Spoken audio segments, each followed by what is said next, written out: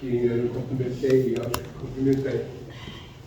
Antes de começar a mensagem desta manhã, que tem relação com aquilo que eu agora vou dizer, vou-vos exortar, irmãos, vou-vos pedir que sejam luzes no mundo, que sejam luzes começando no vosso lar, com os vossos filhos, com os vossos familiares.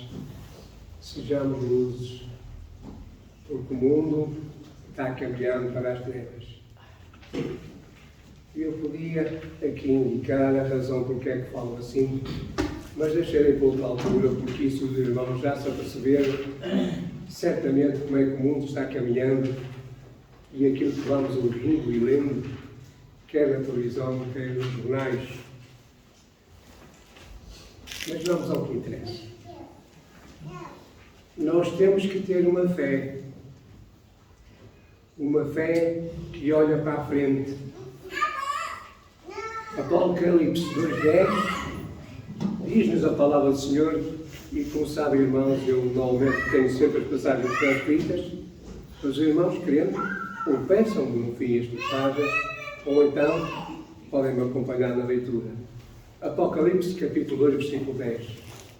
Nada temas das coisas que hades de padecer. Eis que o diabo lançará alguns de vós na prisão, para que sejais tentados, e tereis uma tribulação de 10 dias. Sede fiel até à morte, e dar-te-ei a coroa da vida. A promessa de Cristo é: sede fiel até à morte, e eu te darei a coroa da vida. Nós não devemos apenas ser salvos do pecado. Devemos permanecer salvos. Repetindo, não devemos apenas ser salvos do pecado. Devemos sim, e temos que permanecer salvos sempre. Devemos não apenas crer em Cristo, mas devemos continuar crendo sempre. A fé, como outras coisas importantes, deve ser mantida ou então será perdida. A vida de fé iniciada, que iniciamos, é virtualmente inútil se não for concluída. Quero dizer, penso que todos entenderam, se nós continuamos e iniciamos uma fé, ela torna-se inútil se não a concluirmos. Se não concluirmos o nosso trajeto, a nossa vida, se não concluirmos aquilo que inicialmente desejamos entregar ao Senhor na nossa vida, para que Ele governe, para Ele que nos oriente. Hebreus 6:11. Mas desejamos que cada um de vós mostre o mesmo cuidado até ao fim, para completa certeza da esperança, para que vos não façais negligentes, mas sejais imitadores dos que, pela fé e paciência, herdam as promessas. E Colossenses 2:5 diz: porque, ainda que esteja ausente quanto ao corpo, contudo em espírito estou convosco, regozijando-me e vendo a vossa ordem e a firmeza da vossa fé em Cristo Jesus. O que acontece com a nossa fé é crucial, é importante. Normalmente nós dizemos: eu tenho a minha fé. E muitas das vezes isso sai com facilidade. É verdade. Todos nós temos a nossa fé. Mas só há uma fé que agrada a Deus. E essa fé deve ser procurada, deve ser mantida até ao fim dos nossos dias. O que é que está então envolvido em ter essa fé vitalícia? Essa fé que nos faz parte levar até ao dia final para recebermos, ou melhor, ouvirmos Jesus, e se calhar vermos, o nosso estado será diferente, mas ouvirmos o Senhor Jesus: vinde benditos do meu Pai. Crescimento da fé. Nós sabemos tudo isto, a maior parte dos que aqui estão presentes sabem disto. Mesmo depois que a experiência deva ter amadurecido, a experiência de cada um de nós tenha amadurecido a nossa fé consideravelmente, ela ainda pode ser pequena. Mateus 8, 25 e 26, temos um episódio que nos foi gravado e nos é relatado através da palavra do Senhor. E os seus discípulos, aproximando-se, o despertaram, dizendo: Senhor, salva-nos, que perecemos. Sabem quando foi esta altura? Certamente que sabem. Quando efetivamente a tempestade quase afundava o barco e os discípulos estavam aflitos, cheios de medo, porque efetivamente não o reconheceram. Ainda não tinham a amplitude de fé suficiente para desejarem estar ali com Jesus, fosse em que circunstâncias fosse qual fosse a tempestade, naufragasse o barco ou não naufragasse, estava ali o Senhor, estava ali Jesus. E então os discípulos, aproximando-se, o despertaram, dizendo: Senhor, salva-nos, que perecemos. E ele disse-lhes: por que temeis, homens de pequena fé? Então, levantando-se, repreendeu os ventos e o mar e seguiu-se uma grande bonança. Noutro episódio, Mateus 14, 31. E logo Jesus, estendendo a mão, segurou e disse: homem de pequena fé, por que duvidaste? Este episódio, os irmãos podem confirmar, estamos a falar de quem? De Pedro. Estamos falando de Pedro. Ora, depois confirmamos. É possível, irmãos. É real em cada nossa vida que esta fé cresça de sobremaneira. Segundo a Colossenses 1:3, diz-nos: sempre devemos, irmãos, dar graças a Deus por vós, como é de razão, porque a vossa fé cresce muitíssimo e a caridade de cada um de vós aumenta de uns para com os outros. Portanto, temos aqui fé crescendo de sobremaneira. O desejo de maior fé deve ser característica de cada um de nós. Certamente que todos nós podemos, penso eu, se não, despertemos para pedir ao Senhor que nos acrescente fé. Porque Lucas 17,5 diz isso mesmo. Disseram então os apóstolos do Senhor: acrescenta-nos a fé. E em Marcos capítulo 9, versículo 24, o pai do menino, clamando com lágrimas, disse: eu creio, Senhor, eu creio, ajuda-me na minha incredulidade. Há testes, e nós passamos testes na nossa vida, testes de fé. Muitas das vezes, quase sempre, falo por mim, primeiro sempre por mim, e depois cada um de vós só pode responder por si, que nós não devemos lamentar as circunstâncias que fortalecem a nossa fé. Tiago 1, 2 e 3 e 1 Pedro, capítulo 1, versículos 6 e 7, diz-nos o seguinte: meus irmãos, tende grande gozo quando caídes em várias tentações, sabendo que a prova da vossa fé produz paciência. Nós temos que ter isto presente em nossas vidas, porque nas nossas vidas tanto temos aborrecimentos, tristezas, dores, aflições, falta de emprego, ou não tem emprego, o dinheiro não chega, o meu irmão ou a minha esposa diz-me qualquer coisa que me desagrada, qualquer coisa. Nós somos provados de maneira efetiva. Mas o Senhor nos exorta e nos pede: tende grande gozo quando caídes em várias tentações, sabendo que a prova da vossa fé produz o quê? Paciência. Acaso para dizer, tende paciência. É fácil dizer, muitas das vezes a gente vê nos livros, quando nos sai qualquer coisa: olha, tem paciência. Temos que ter paciência. Não uma paciência qualquer. Não aquela paciência que nos faz remoer por dentro. Que chatice. Não. Foi aquela paciência. Senhor, ajuda-me. Ajuda-me a superar este momento. Ajuda-me a superar esta dificuldade. Então, em Pedro, capítulo 1, versículo 6, diz-nos: em que vós grandemente vos alegrais. E vamos alegrar nestas situações. É verdade, tantas vezes esquecemos. Quando nos aborrecemos, seja em casa, seja no trabalho, seja onde for, tantas vezes nos aborrecemos. Mas a palavra do Senhor nos diz: em que vós grandemente vos alegrais, ainda que agora importa, sendo necessário que estejais por um pouco contristados com várias tentações. É o dia a dia, é a vida que nós vivemos. É este caminho que estamos percorrendo até o dia que o Senhor Jesus virá. Para que a prova da vossa fé, muito mais preciosa do que o ouro, que perece, e é provado pelo fogo, se achem louvor e honra e glória na revelação de Jesus Cristo. Espero que sim. Espero que, efetivamente, eu possa superar, que a minha fé possa superar esta prova e que supere a fé de cada um de nós.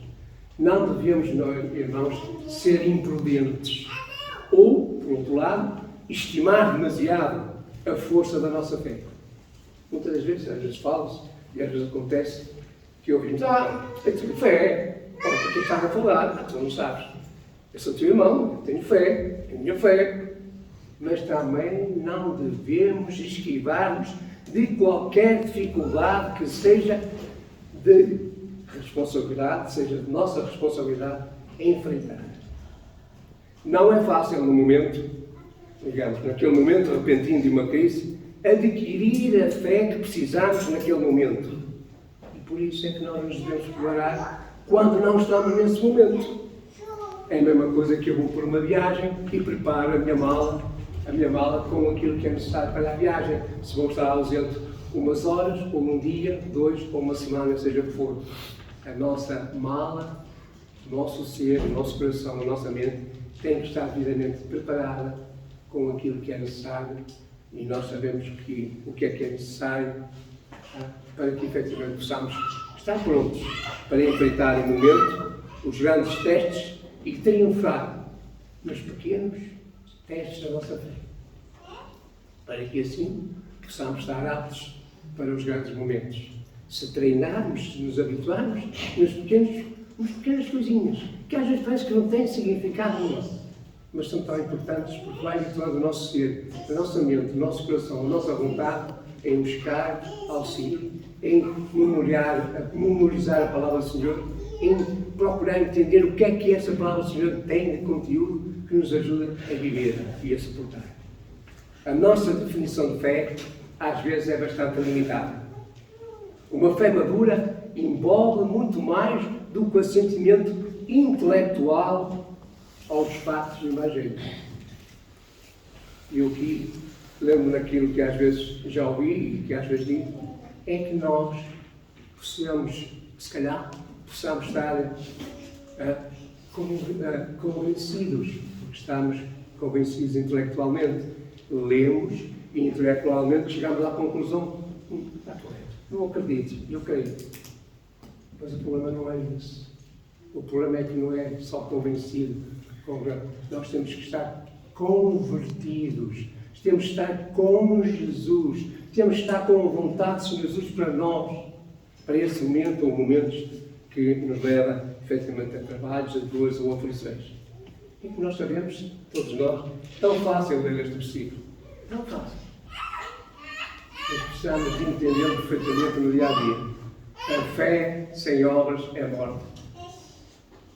Eu tenho a minha fé. Pois. Mas as obras que fazes não são condizentes. Tiago 2,26.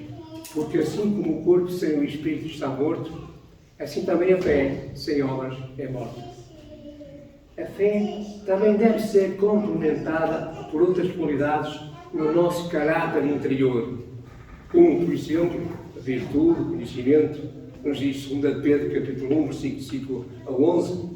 E vós também, pondo nisto toda a diligência, acrescentai à vossa fé a virtude, e à virtude a ciência, e à ciência a temperança, e à temperança a paciência, e à paciência a piedade, e à piedade o amor fraternal, e ao amor fraternal a caridade.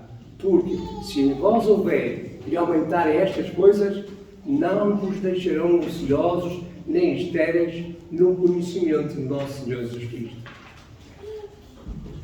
Pois aquele em quem não há estas coisas é cego, não vendo ao longe, havendo-se esquecido da purificação dos seus antigos pecados.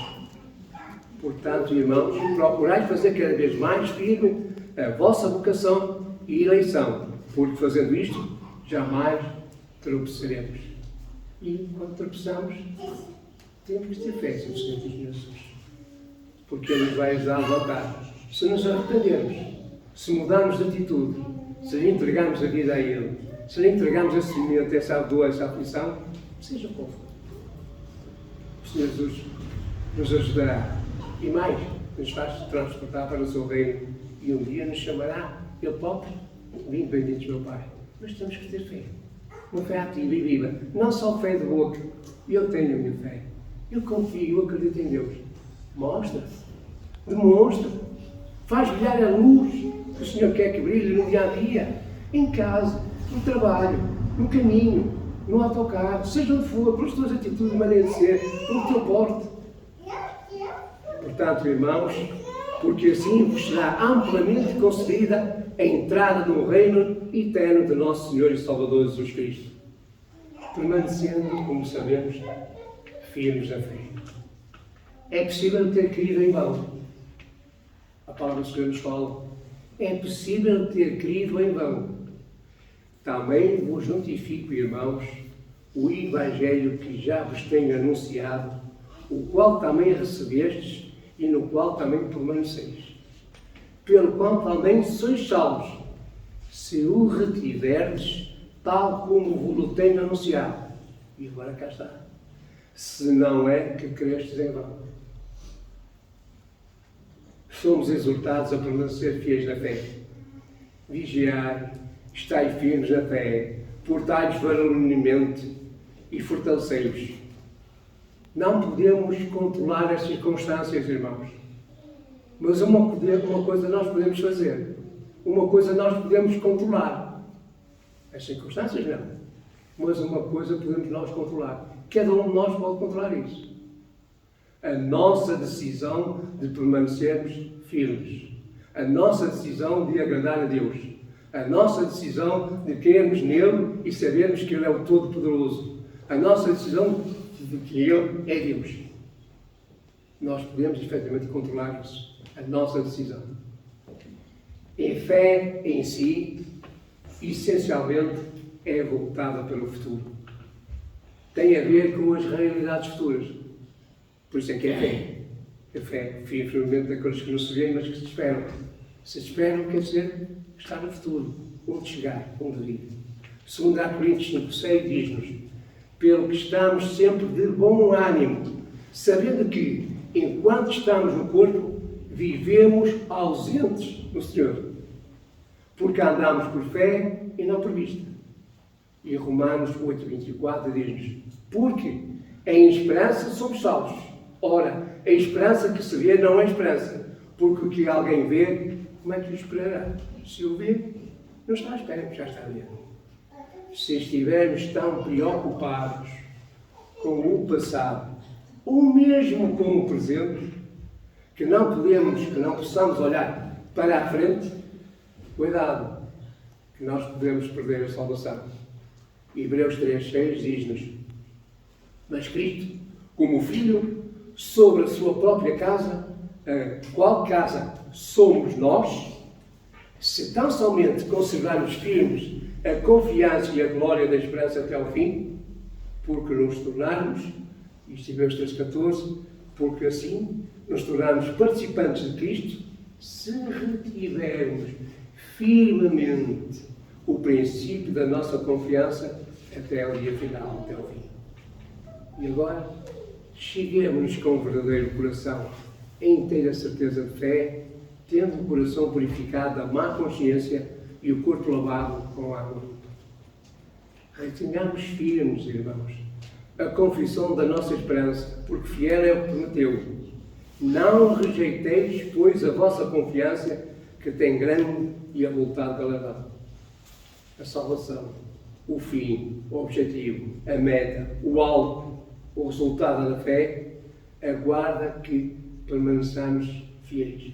1 Pedro 1:5 e 9, que nos diz que, mediante a fé, estamos guardados na virtude de Deus, para a salvação já prestes para se revelar no último tempo, alcançando o fim da vossa fé, a salvação da vossa alma. Isto era o que eu preparei para vos trazer a nós hoje. E conforme comecei, pedimos que efetivamente sejais luzes no nosso lar, Eu, ao preparar isto e ao que aconteceu durante a semana, não aquilo que eu não sabia que aconteceu ao nosso irmão Bento, graças a Deus que está entre nós hoje, e segundo parece, a mão do Senhor está com ele, esteve com os médicos e o trataram, e o ajudaram, e que o Senhor assim continue com ele e connosco, mas nomeadamente é com ele para se restabeleça o mais rapidamente possível.